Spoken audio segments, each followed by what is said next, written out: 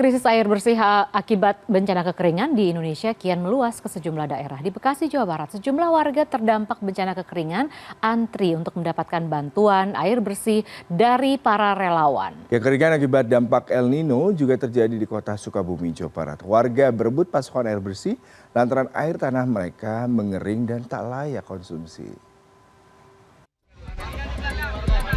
Dengan membawa galon dan jerigen, puluhan warga Desa Ridogali, Kecamatan Cibarusah, Kabupaten Bekasi yang terdampak kekeringan rela antri demi mendapatkan bantuan air bersih dari para relawan Minggu siang.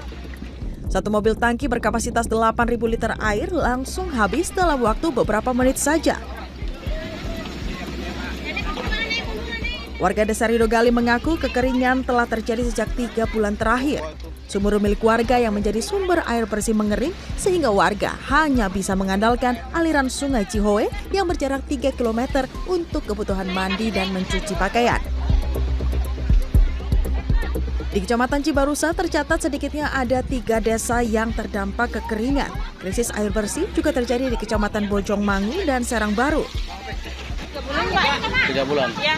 Selama 3 bulan itu ambil air dari mana, Teh? Beli. Kadang jauh ambilnya, kita ambil dari sumur, Pak. Sumurnya di berapa kilo kira-kira jaraknya? Apa ya? Jauh sih, Pak. Nggak tahu pakai berapa kilo-kilonya. Oh, naik motor? Iya, pakai motor. Puluhan warga di wilayah Cikundul, Kecamatan Lembur Situ, Kota Sukabumi, Jawa Barat Minggu sore juga berebut air bersih kiriman dari truk tangki PMI Kota Sukabumi sebanyak 3.000 liter untuk disuplai kepada 71 kepala keluarga. Wilayah ini menjadi salah satu dari 7 kecamatan yang terdampak kekeringan akibat fenomena El Nino. Warga mengaku sejak 3 bulan terakhir air tanah telah mengering sementara air bor yang dibuat oleh pemerintah setempat sudah tidak layak konsumsi karena air sudah berwarna dan beraroma tidak sedap. Cuman bolnya nggak tahu nih bolnya apa buah dalamnya nggak tahu nih kedalamannya. Terus kondisinya airnya gimana, Pak? Dari semua sampai sekarang tuh udah bisa kepakai. Airnya warnanya kuning. 3 bulan mengalami kekeringan, puluhan warga di Dusun Penanggak, Desa Persiapan Penanggak, Kabupaten Lombok Barat menyerbu armada pengangkut air bersih dari PDAM Giri Menang pada Minggu siang.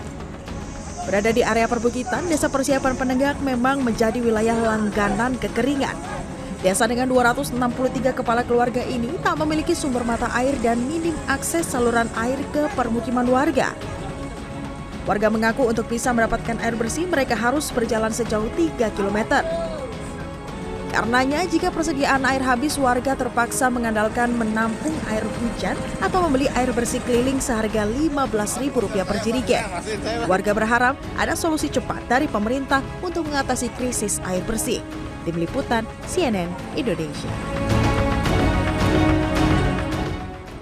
Dampak kekeringan yang melanda sejumlah daerah di Indonesia tidak hanya membuat warga dilanda krisis air bersih, tapi juga mengganggu perekonomian warga. Di Kabupaten Cilacap, Jawa Tengah, para petani terpaksa menjual bongkahan tanah sawah yang sudah mengering demi bisa menghasilkan uang saat kekeringan melanda. Sementara di Pantura, Subang, Jawa Barat, sejumlah tempat penggilingan padi tutup dan tidak beroperasi dikarenakan tidak adanya pasokan gabah. Puluhan hektar sawah di Desa Brani, Kecamatan Sampang, Cilacap, Jawa Tengah, tanahnya retak-retak dan tak bisa ditanami padi lantaran alami kekeringan.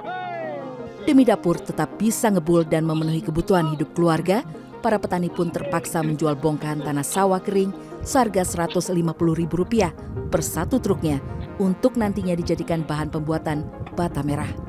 Kondisi ini sudah terjadi sebulan lebih. Dia dijual. Buat apa?